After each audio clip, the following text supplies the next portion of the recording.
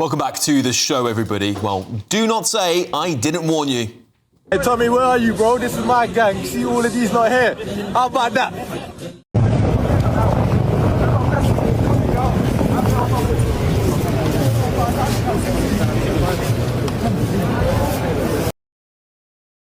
Well, I've said it, many of you at home have said it, and the scenes in Whitechapel last night just confirmed it.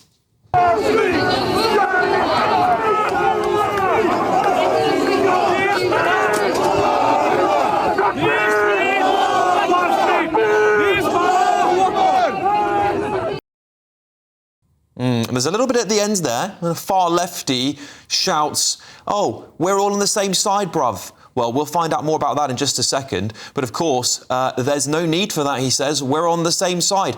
Only to then be told by a man in a balaclava, no, we're not. Well, the left will always have to learn the hard way. After emboldening and empowering dangerous sectarianism and cultural ghettoisation, the only people to blame are the people with the paid-for placards and our gutless politicians.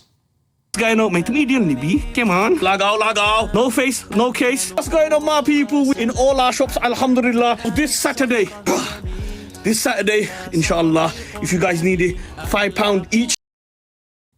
No face, no case. I wonder what he means by that. And thousands of what I would call Islamist sectarian men flooded the streets of East London in Whitechapel, mostly wrapped up in balaclavas, terrifying passers-by, chanting Allahu Akbar, flying flags of their homeland and Palestine, as well as lighting flares. Everyone is here, my people. Alhamdulillah. Have a look. 360 degrees. All you can see is the mandem, the brothers. We're located and we are here. Yeah, the mandem, he calls it. Well, he's right about that, isn't he? It's almost 99% male men of Asian ethnicity who turned out, mostly, as you can see from the clip, masked up, with one man laughing while he said he saw people with baseball bats. Okay, so I literally just got here, and now there's people with like balaclavas and bats. I mean, it's a vibe. It's not a vibe, is it? It's terrifying for people in London. These men were supposedly meant to be the face of a counter-protest. They were outraged at about 100 UKIP protesters who said they wanted to reclaim the streets from Islamists and chanted deportations now.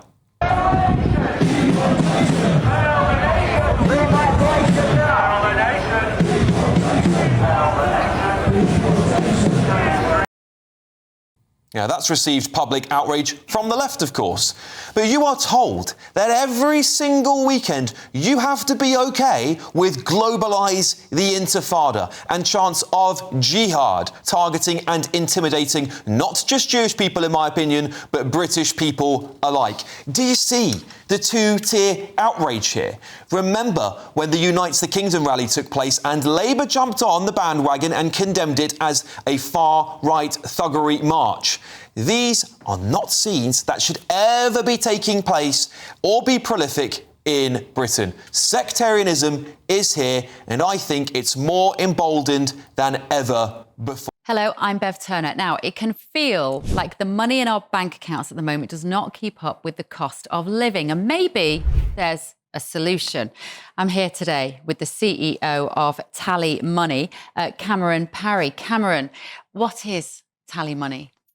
Well, Bev, with TallyMoney, you get a current account and a debit card, but instead of pounds, you use milligrams of gold as your everyday money. So why gold? Gold traditionally is a great store of value. It has, on average, gone up at over 11% per annum for the last 25 years against the pound. It's tripled in value in the last decade. And in the last 2 years alone, it's increased by 50% against the pound. Banks' savings products just can't compete with that level of growth.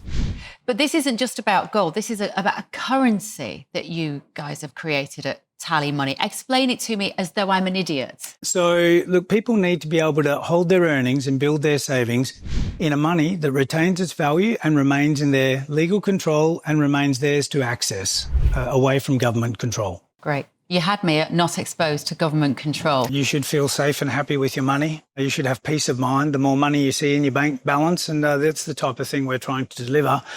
and give people choice in the type of money they get to use every day. Brilliant. Thank you so much, Cameron. Thank you.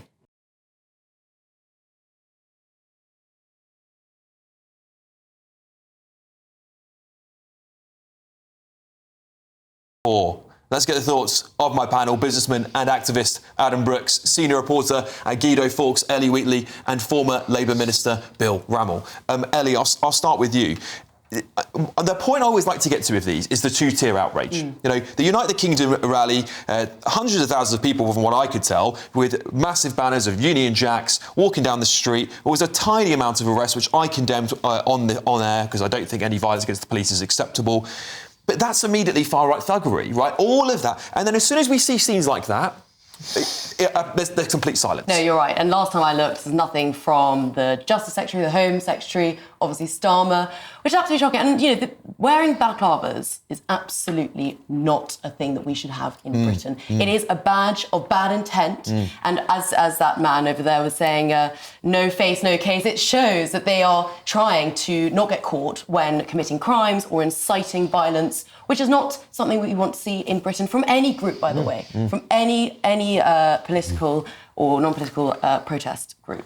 Yeah. And Stand Up to Racism, by the way, is just a totally lefty group that actually encourages violence, and we saw that in the Epping protest. I was there. You were there, and they came and actually started the violence that then broke out. And they was labelling kids that were with their nans and their mums as Nazis. Yeah.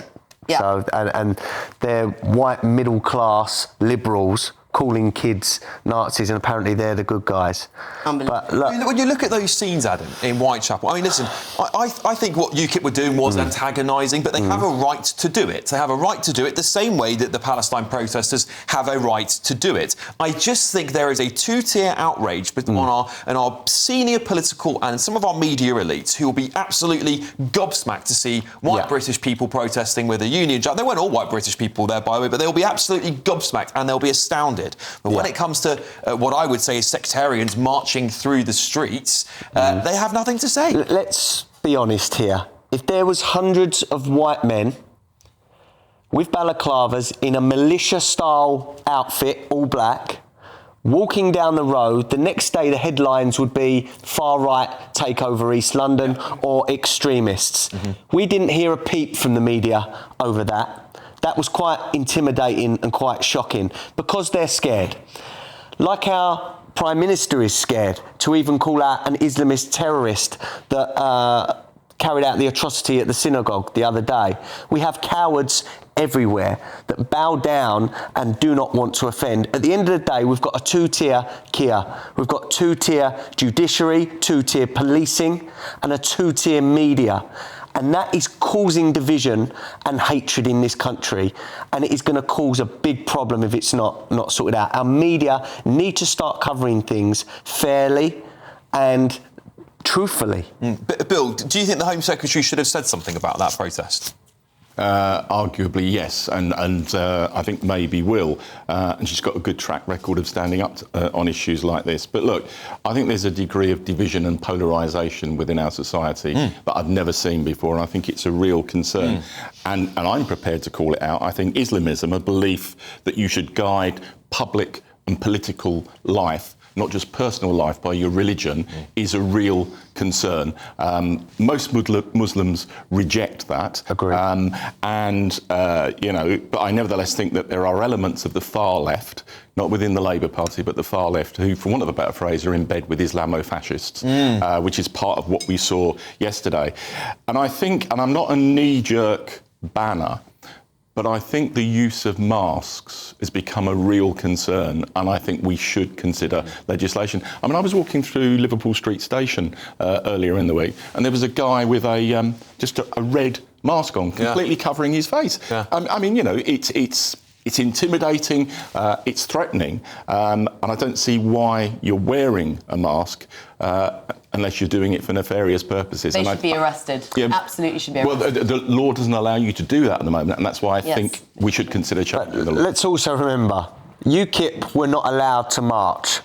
Whitechapel knew that. This was a show of strength. Now, the police knew there was going to be hundreds of men turning up.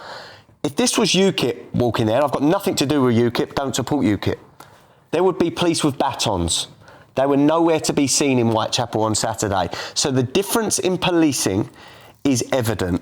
And I think for there were me, 4 arrested, weren't there? something like that. But look, if there was weapons, that is a serious allegation that people have made, and we need it investigated. We will certainly dig into, because there was a couple of claims made by Based and Bougie as well, and we have actually contacted. She said she witnessed a man with a knife in his sock being escorted by the police. We've contacted the Met Police, and we will wait for a response, and we will get back to you on that. But of course, that eyewitness I played in my intro there, he said he saw people with bats. Now, this all, going back on a slightly different tangent here, Ellie, because I think about the Maccabi football fans that were banned from coming to watch that game. And I think we're getting very dangerously close to sectarians basically saying, if we can show up in huge numbers, we can stop freedom of speech, we can stop freedom of protest, because the police will have to fall on our side. And I understand some of the concerns are because the police would have 100 UKIP protesters versus all those men. I think it would have been a bloodbath, if I'm being honest with you. So I think the police may have made the right decision to protect the public, but that's not how we should have to live in this country. No, absolutely not. And our politicians need to be stronger about this. With the Maccabi Tel Aviv fans not being able to come and watch a football match was absolutely shocking. And there was lots of tweets from Starmer and Shabana Mahmood saying, this is awful, we'll do everything in our power. They had the power to actually provide more policing for the match. They didn't do it. And that, by the way, that was only last week that this happened, and they did nothing to prevent the problems with that. So they need to be stronger and call this out. They should be tweeting, but maybe change the law on face masks, etc. As we say, you're not wearing one to not commit crime, right? Why do you want to hide your face?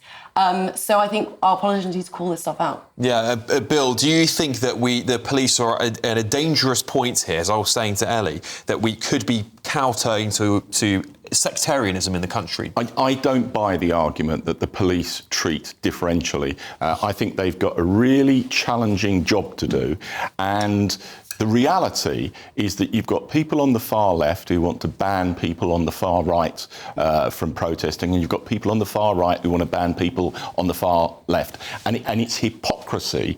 And my view is that, if you are demonstrating peacefully, you should be able to do that. And the only thing that you should be stopped from doing is committing violence and advocating violence. There should be free speech. But the idea, and, I'm a very seasoned politician, the idea that instrumentally the police organise and demonstrate bias against one group of people against another because of their politics is just not borne out by the evidence. Well, what I was getting at wasn't so much whether the police are sort of being bought into sectarianism. It was more that because of the power of sectarianism now, the police are having to say, we can't have these football fans here, we can't have a protest in this part of London. And that's what I'm concerned about. It's like the power of that movement is so strong now that police are having to actually shut down freedom of protest. Well, the power of the movement on both sides, and I think that's the concern.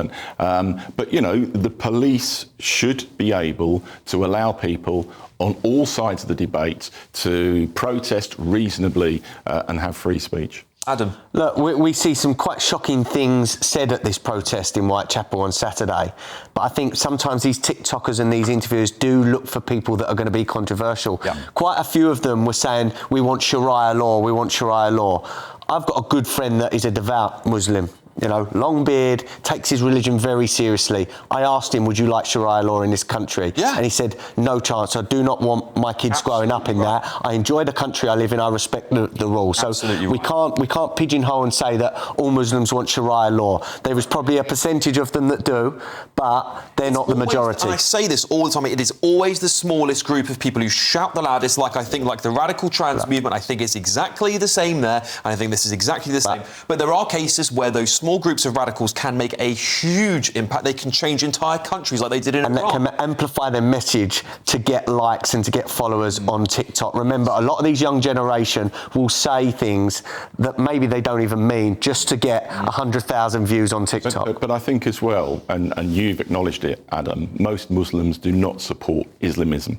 And I think there's a really important role for Muslim leaders and Muslim faith leaders to actually argue that and demonstrate. They're scared, Bill. I've spoken to devout Muslims, and they're scared to speak out because of the extreme violence that comes from a minority in their community. The role of leaders in any walk of life, and faith leaders, is to tell the people who follow them the truth. And I think Islamism, which is frankly, I think, a vile creed, needs to be challenged and exposed. A final word to you on all of this. Totally agree with you. It's the tyranny of the minority, isn't it, with all these things? And yes, as you were saying, the vast majority of Muslims do not believe that we should have Sharia law in this country, but we need these leaders to voice that, and so that we don't think, oh, it's just everyone in that particular group that believes these particular opinions. They don't. Do you know what I'll do? Next week, I have been seeing some clips of some young Muslim men and women speaking up against this, and I'm going to bring you some clips of it. I'm going to put it on this programme, because we get criticised all the time for not showing both sides of the debate. So I'm going to do that next Saturday, all right? Let's bring that in, shall we? Because we do need to show there are people who are trying to do this, and we need to give them a voice, and we need to amplify them. Anyway,